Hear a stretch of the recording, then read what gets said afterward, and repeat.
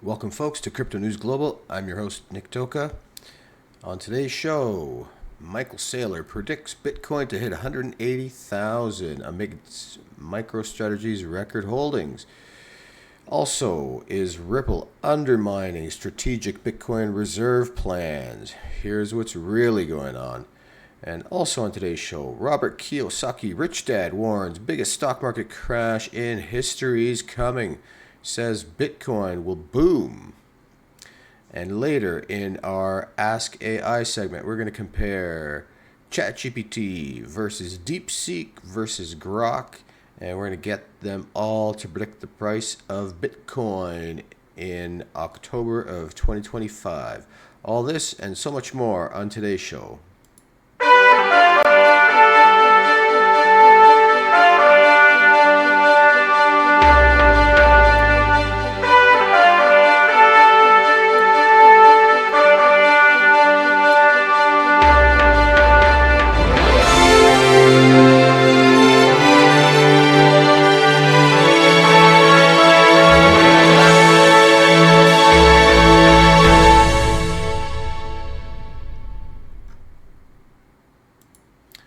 Welcome, Crypto Fam, to Crypto News Global. I'm your host, Nick Toka. Today is January 28th, 2025, and Bitcoin has bounced a bit since yesterday's DeepSeek entire market crash, but still kind of going sideways.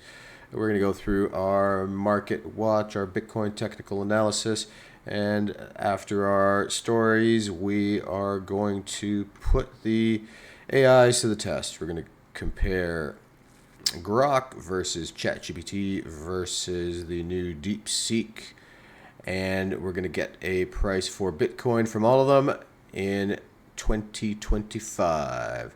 So let's get right into it, folks. Today, Bitcoin is a little bit in the red as of right now, but it's pretty much going sideways.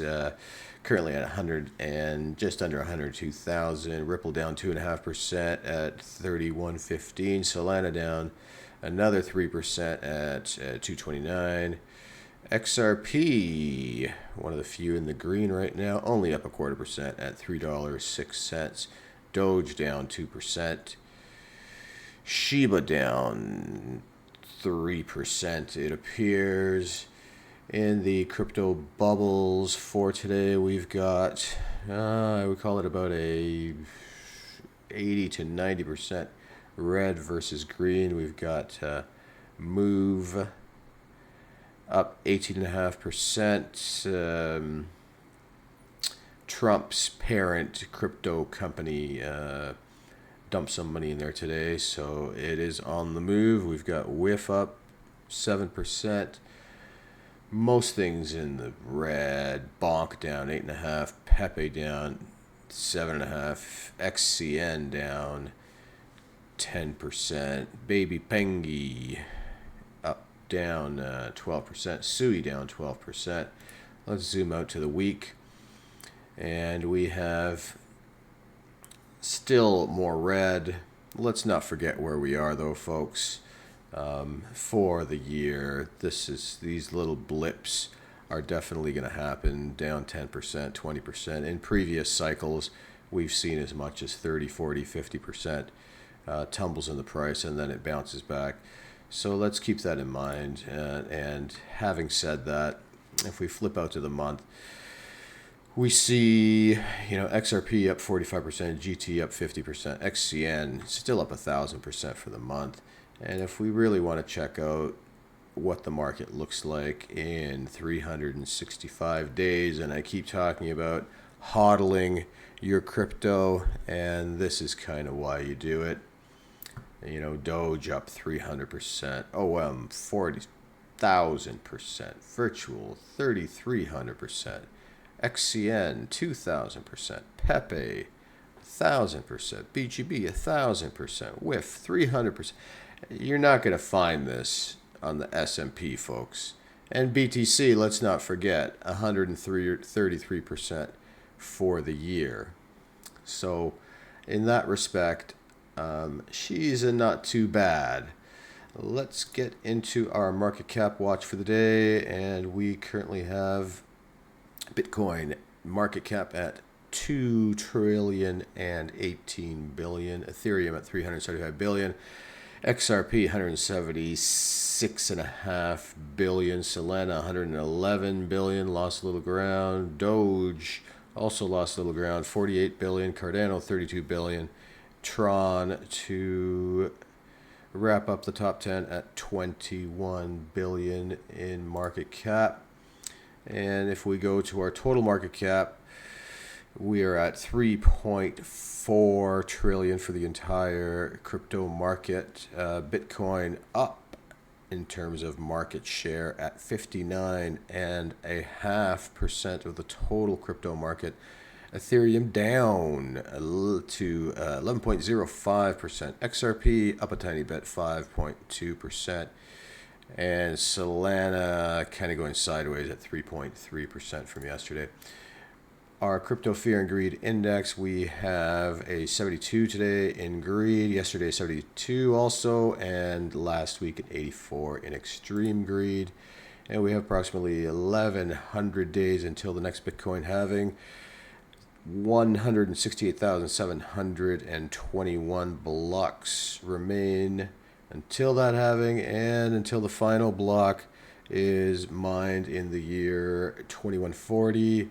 There are 1,183,504 Bitcoin left to mine. Our global asset watch, we've got gold about even from the other day, maybe up a bit, a mere 100 billion at 18.6 trillion, Apple at 3.6 trillion, Microsoft 3.3 trillion. Nvidia made up a little ground today. It was down even upwards of 15% yesterday. Down 15% yesterday on the stock market. It was up today when I checked, up 10%. So it bounced a bit for sure. And here we go, up 9% to close at 3.158 trillion total market cap. Amazon 2.5 trillion. Google 2.4. The Biddy at 2.018 trillion. Saudi Aramco 1.8 trillion. Silver 1.7. Meta 1.7. Tesla 1.3 trillion. And currently you can get 978 Satoshis for one fiat US paper dollar.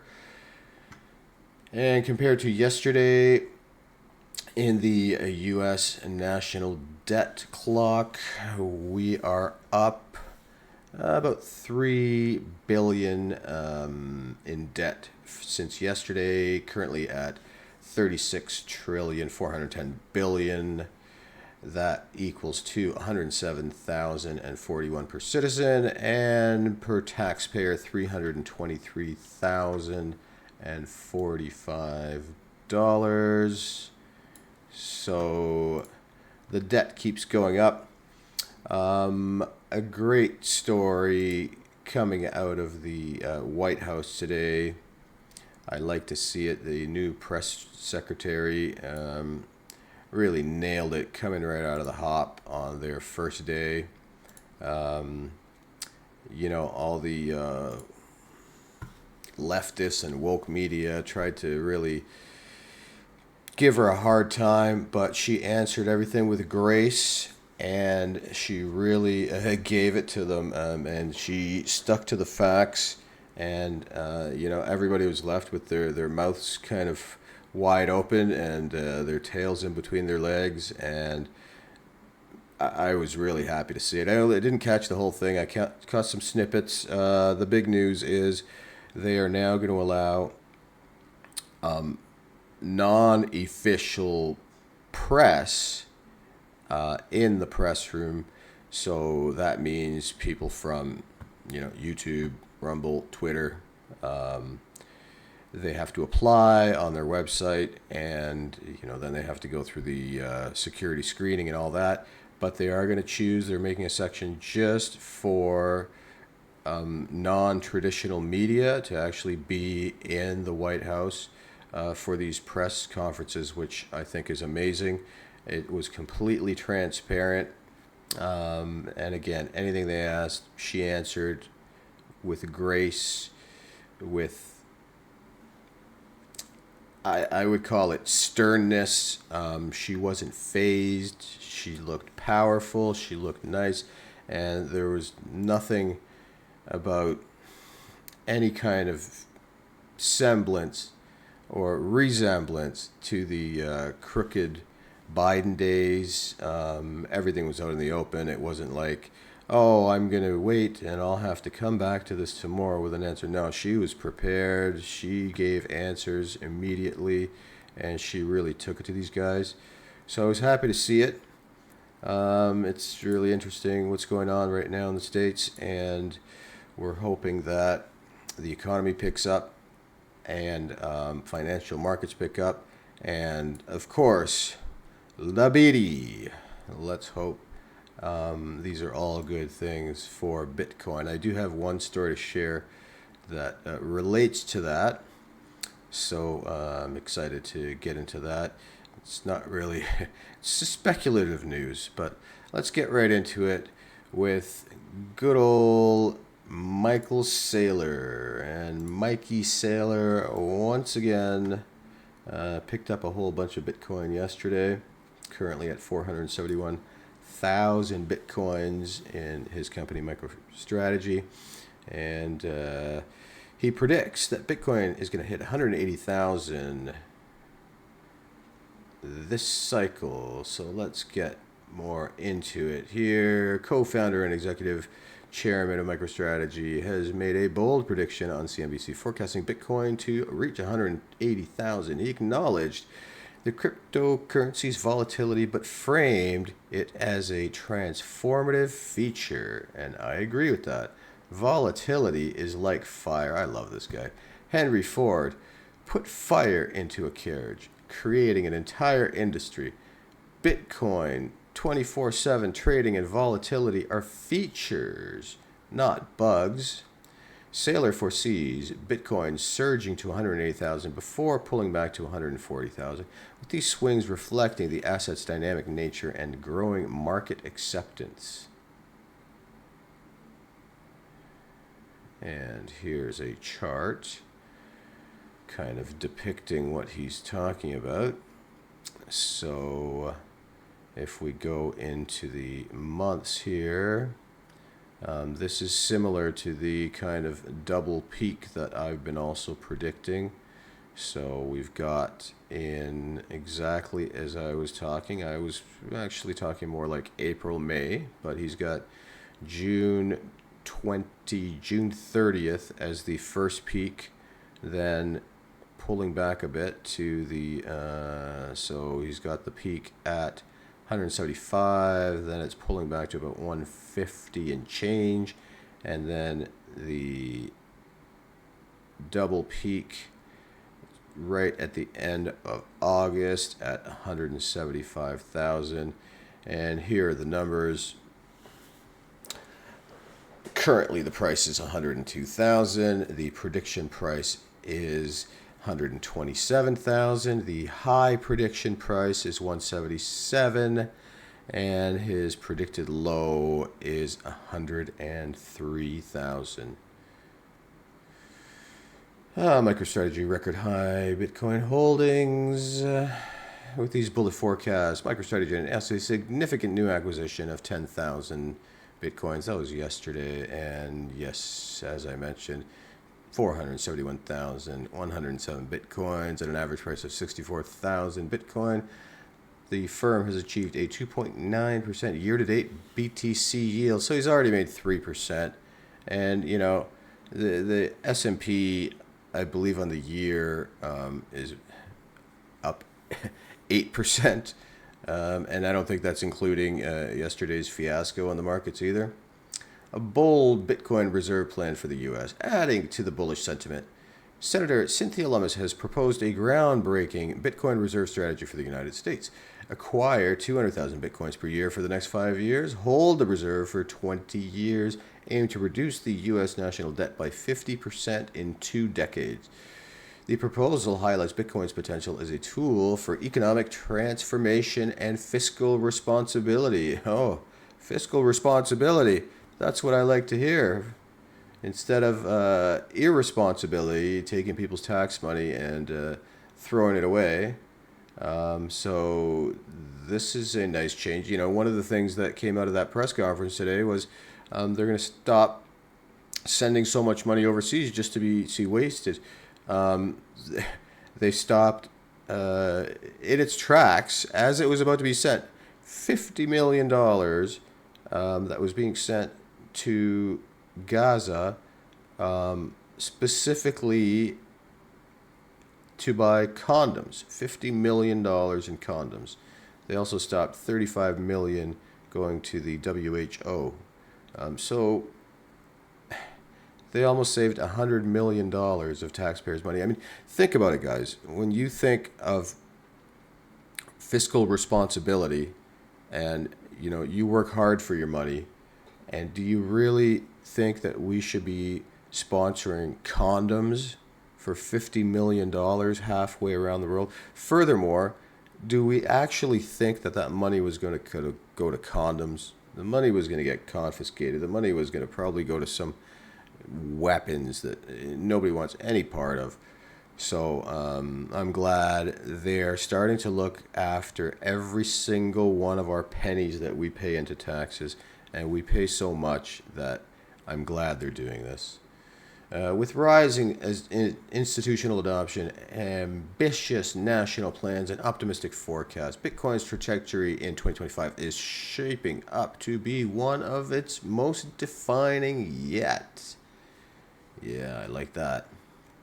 And I actually agree with it. I think he's being pretty bearish, personally. My prediction is between 300 and here we go. My prediction based on historical patterns is 220,000 as a bear scenario and 380,000 as 377,911 as my bull scenario. Now we've got BlackRock, who's come out and said 500 to 700,000 if some nation state adoption takes place, and they were talking about, if the nation states put 2 to 5% in Bitcoin, we could see 500 to 700,000. Max Kaiser's predicting 2.2 million. A bunch of people online are predicting 1 million. Plan B, his prediction is between 250,000 to 1 million. And he was the one that was closest. He pretty much predicted the last cycle bang on. So, I can't give financial advice, but I can definitely come to a consensus that a lot of people are predicting a much higher price. Much smarter people than me, people that have been in Bitcoin for a long time, people that know the industry, people that have a hell of a lot of money to risk and are vested into this thing. Of course, they want the price to go up, but whether the price goes up or down, to them, it makes no difference. These guys are already whales, multimillionaires. $50 billion, Michael Saylor. You think he cares that much if the price goes to half of what it is? Oh, I only have $25 billion. I mean, come on. So, these guys are smart. They didn't get there for any fluke reason. They worked hard. They made the right moves. And based on, in most cases, merit. And meritocracy's back, baby. So, work hard, make the good plays, do your research. Dollar cost average into Bitcoin if you're not into it yet. Just the same way you would dollar cost average into the traditional, a mutual fund or a index fund or a stock, you could definitely average in to Bitcoin or your favorite crypto. I would suggest Bitcoin in the same method, and that way, your dollar cost averaging, you're going to get it at the lowest price, and you're not dumping in a whole bunch of money all in one shot. And I feel like a lot of people are still skeptical. So a little bit of cash every paycheck, $50. You can start in Bitcoin with $10. All right. And, $10 a paycheck, $10 a week, $50 a week, $100 a week, whatever, a month, whatever is affordable. As long as you hodl and you use this as a savings account, and it's not the kind of thing that you're dipping into an account, saving up and then dipping into it is not investing. Saving up and dipping into it is just another checkings account. If you're going to be doing that type of thing, and let's go back to the main view here. If you're going to be doing that type of thing where you're going to be using your investment account to dip into, this is not an investment account then. If this is the case, what you really want to do is make it reasonable. If you've got $200 a month, let's say, to invest, right? And you want to go on a trip, you want to buy a house, you want to buy a car. First of all, get your priorities straight. Secondly, invest and you've got 200 and you think, okay, in 10 years, I want to buy a house. So you take, 150 of that, you put it in a fund for the house. You take 50 of that, you put it in a savings or a Bitcoin or a financial savings dollar cost average, and you do that over time. And when 10 years comes, even if your Bitcoin has gone up, let's say you end up investing 10 grand in it, and suddenly your 10,000 investment over the years turns into $1 million, you still shouldn't look at it like you want to take this money out.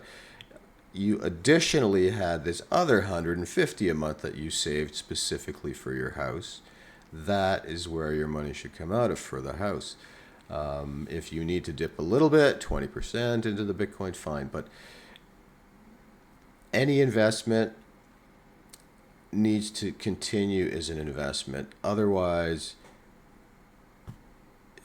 you're not.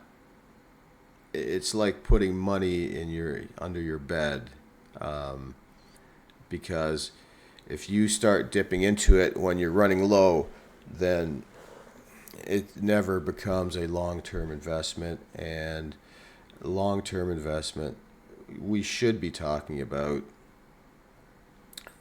20 years, 30 years, the kind of investment that can retire you. When I talk about investment, that's what I'm talking about. And I'm not talking about day traders where you buy a stock and you sell it this afternoon or 3 days later. And I'm not talking about people who think that they're savvy investors and they'll keep for 2 or 3 years and they'll sell. I'm talking about the pros where their time horizon is literally forever. And there's so many people that started in Bitcoin and started with stocks, with Apple, with Google, with Amazon, with Facebook, and they were so happy they thought they made a killing, and they sold after a couple of years, and I made so much money. And if only they just held on for 15, 20 years, then they really would have made the money. You can find stories like that all over the web from the real rich guys, and what they say is, if only I had just invested more in those new technologies and held on longer, they'd already be retired. Let's move into our next story of the day. Is Ripple undermining strategic Bitcoin reserve plans? Here's what's going on. Yeah, this kind of bothers me too. Ripple's leadership and Bitcoiners are at a standoff over what a U.S. government strategic crypto reserve should look like. The rift is starting to get messy. Yeah, a crypto reserve should look like a Bitcoin reserve. American crypto firms are still basking in their electoral victory after pulling off a remarkable political comeback and gaining influence in D.C. last November. But does a brewing civil war among their ranks now threaten to call the honeymoon off? Last week, President Trump issued a much-anticipated executive order on crypto, making good on a promise to deliver the industry a grab bag of wish list items. While the order thrilled many, it was the document's omission of the single word that threatened to undo a fragile truce amongst crypto competing factions. Bitcoin was that word. Throughout his campaign, Trump vowed to establish a strategic federal Bitcoin stockpile, and those were the words he used originally. Bitcoin stockpile, which would effectively invest the U.S. government in the world's top cryptocurrency. Last week's executive order did indeed call for, among other things, exploring how best to create a federal crypto reserve, but crucially, it referred to a generalized digital asset stockpile and not just Bitcoin. It took mere hours for diehard Bitcoiners to call foul and to point the finger at the party they believed was responsible. I can confirm Ripple is actively spending millions of dollars trying to undermine a strategic Bitcoin reserve in the United States of America. Jack Mallers, CEO of Zap. A Bitcoin payments company declared in an impassioned video uploaded to X shortly after the executive order's publication. This is not just an attack on Bitcoin, but on principles of transparency, unfairness, and our national security, he continued. Soon, other pro-Bitcoin voices in the crypto community piled on, while similar theories. Ripple, which holds tens of billions of dollars worth of XRP, a cryptocurrency its founders helped develop, had done everything in its power to prevent the creation of a federal Bitcoin reserve.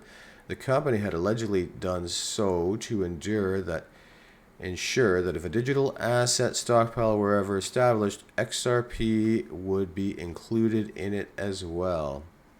Ripple, so the theory went, was already cashing in its considerable political capital to ensure XRP's enduring relevance in Washington.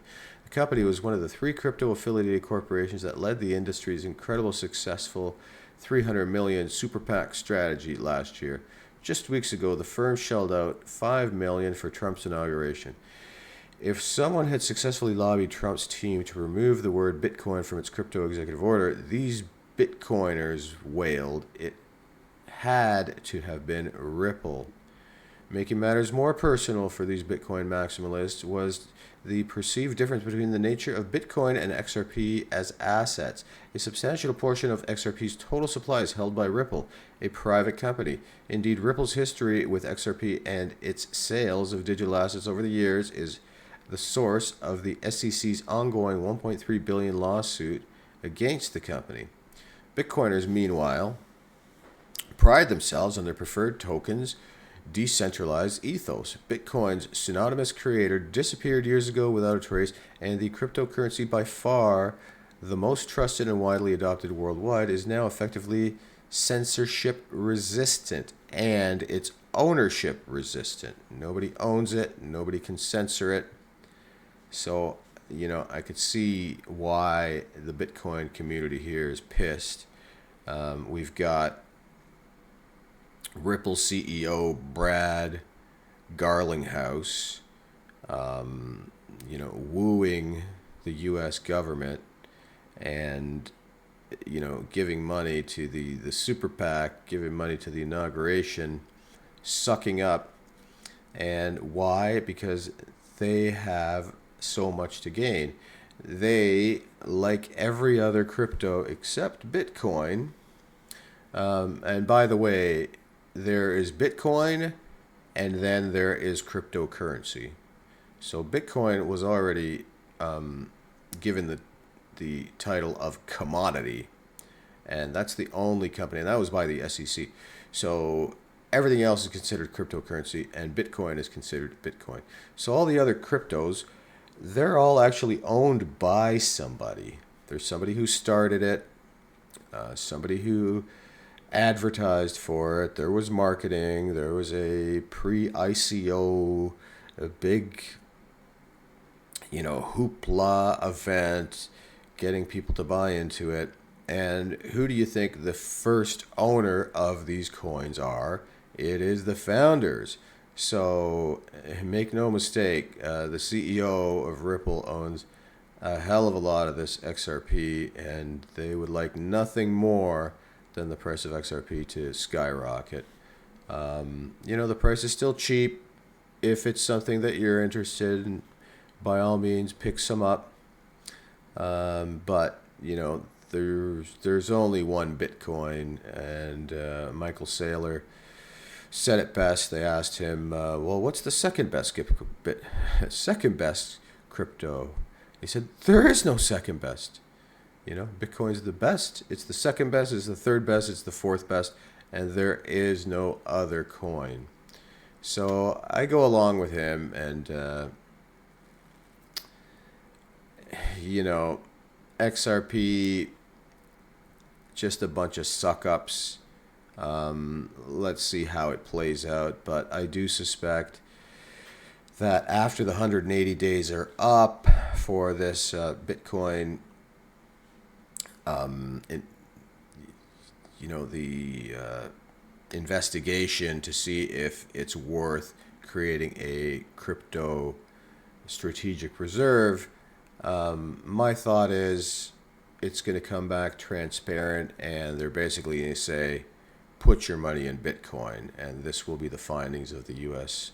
government. And I think at that point, that's when we're going to see this huge pump. And we already figured out that 180 days was mid-June, July, so it's basically half a year. So looking forward to that. We'll see how volatile the market is until then, but it's going to be exciting when it gets close to that deadline. Our next story of the day, Rich Dad, Poor Dad, Robert Kiyosaki warns the biggest stock market crash in history is coming. And he also says, but Bitcoin will boom.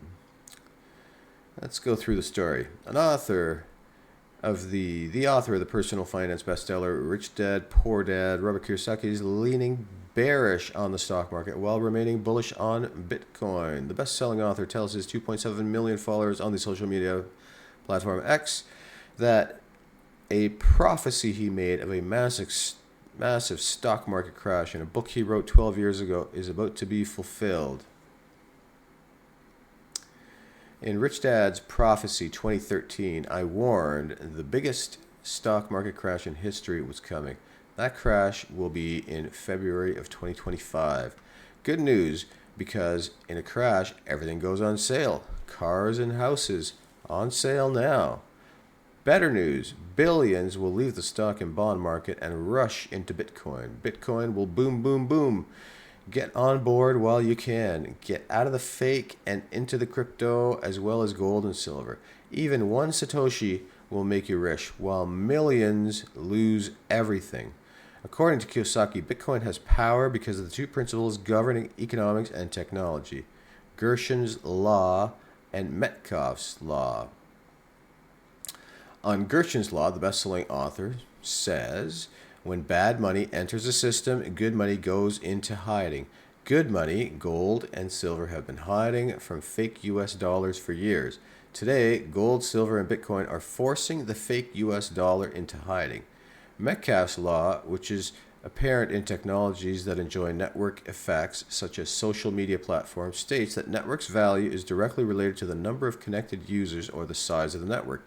In the context of Bitcoin, Metcalfe's law has been cited by, among others, Fidelity Investment Global Macro Director Jurien Timmer. Kiyosaki has on various occasions expressed bullish sentiment on Bitcoin. In March of 2024, Rich Dad author predicted Bitcoin would hit 300,000. Bitcoin is currently trading at 101,000 at the time of writing. I could see something like that. I mean, look, DeepSeek and the whole Nvidia and stock market crash yesterday, that just took one company to come out and say, you know, we've created a better AI that's much cheaper to create and it's just as fast. And the whole market went to shit in one day. So we could certainly see something earth changing or earth shattering come up, especially the way things are going, you know, tariffs being threatened, wars going around the world. Even though the current administration wants to end all this stuff, you never know. There could be some craziness before things kind of settle down. And speaking of DeepSeek and world transforming, let's compare now in our segment Ask AI, which we like to do here quite a bit. Yesterday, I went through step by step on how to install DeepSeek and a plethora of I don't know about hundreds, but probably 40 to 50 of your selected or desired local AI models on your computer. So you're not exposing your information to the internet. So you can run these things directly on your computer instead of going to their website and, you know, doing it from there. Like, instead of going to DeepSeek's website, instead install it locally, and then your information is not going to go back to China. It's going to stay within your computer, on your computer, and it technically should not be able to exit your computer. So today we're going to take DeepSeek local, we're going to take Grok, and we are going to take Chat GPT. We're going to ask them the identical questions, and we're going to hit enter pretty much all at once. And the question is going to be based on Bitcoin. Hypothetically, the prompt. Here's the prompt. Hypothetically, what will be the price of Bitcoin in this current halving cycle of 24 to 2028? I am looking for the price of as of October 2025, hypothetically.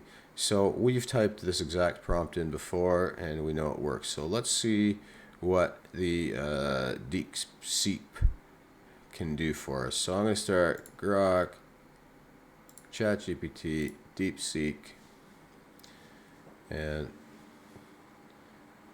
let's see what comes back. So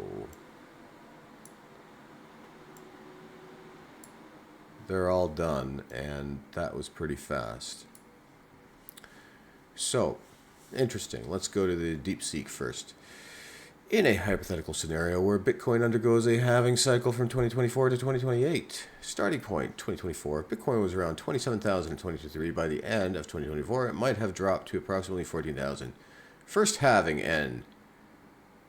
Over 1 year in the halving period, Bitcoin would be roughly half its price of 2024, around 7,000 in October, before the next halving of 2031. Okay, you know, no wonder the Nvidia price went back up today. Like, what is this crap? Thus, as of October 2025, Bitcoin may be around 7,000 after the first halving, and could rebound before hitting its new lower value in 2031. Actual prices may vary due to market. Like, seriously? This is what it comes back with? Okay, so basically it can't be trusted. Alright, so DeepSeek can't be trusted. It was fast, but it can't be trusted. Interesting, as of January 28th, Bitcoin trading is approximately at 102,000. So this is the first time Chat GPT's ever come back with, without us asking, it actually has come back with the live chart, which certainly, like, come on, DeepSeek. I mean, it makes me want to uninstall this thing. This info is so inaccurate. So, sorry, you lost, DeepSeek, right off the hop. Like, it's just bullshit what you came back with. You don't even know the current price. So let's flip into Grok and bullish factors. Hypothetical price, October 2025. A reasonable speculative range for Bitcoin price would be from around 100 to 200,000, with the potential for higher or lower values depending on market dynamics. The range captures both conservative and optimistic forecasts from various sources without being overly speculative or definitive, acknowledging that cryptocurrency markets are highly unpredictable. Fair enough. At least the price was right, or similar. So optimistic predictions posts on X from 100 to 238, right in line with my personal prediction. And then let's go over to Chat GPT, and here they talk about, according to a report by ARK Invest, if Bitcoin continues to follow the average pattern of its previous cycles, its price could increase approximately 15 times, reaching around 243,000 during the current halving cycle. Yeah, like ChatGPT and Grok are right in line with my prediction as well. Additionally, Larry Fink's CEO, we already covered this. He's predicting $700,000 if more funds allocate 2 to 5% of their portfolios to the cryptocurrency. He said if more funds, but he specifically said nation states. So there we have it. DeepSeek, you're the big loser here. Again, now I can see exactly. I used it a little. I installed it a couple days ago. And I was asking it simple things. I asked it to do some predictions, and it came back with more of, sorry, I can't do it.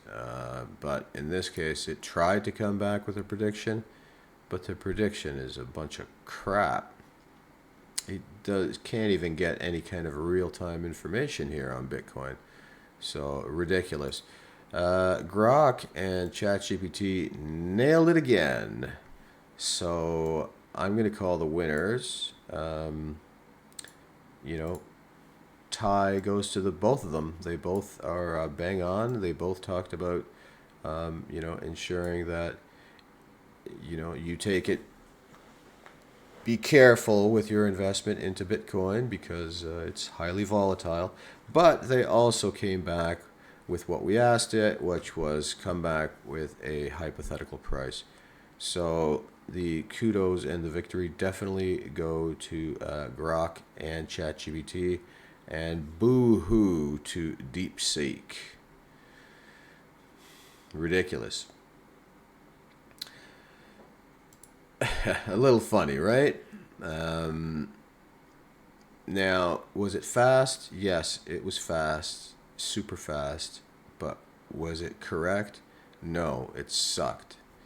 So I don't know what exactly is going to be happening with NVIDIA. I don't know if people are going to start using the DeepSeek model, which was kind of built from the ground up. I talked about this yesterday, exactly how this was created, or at least what they've divulged about it. If you want more info, you can check out yesterday's video. But in today's test, in terms of predicting the price of Bitcoin, it's shit. Now remember, guys, we talk about money here a lot, and know that money is abundant and money is everywhere. It's time that's scarce. So spend less than you earn. Spend your time wisely. If you make more money all of a sudden, don't start spending more money. Save more money. Start saving when you're young, and you can retire when you're 40, not 60 or 70. And if you've got a great idea, jump on that idea right away. Start that idea today. Stop saving it for tomorrow, because you know what? Tomorrow's never going to come. Start today. Get it wrong a bunch of times, and finally you'll get it right. Edison failed 10,000 times before inventing the light bulb. Dyson failed 5,000 times before inventing his first vacuum. So get out there and fail, damn it. It's better than not doing it at all. Hopefully you found the stream enjoyable, and if you did, please share, like, comment, and subscribe, and we shall see you on the next stream, folks. Thanks so much for joining Crypto News Global.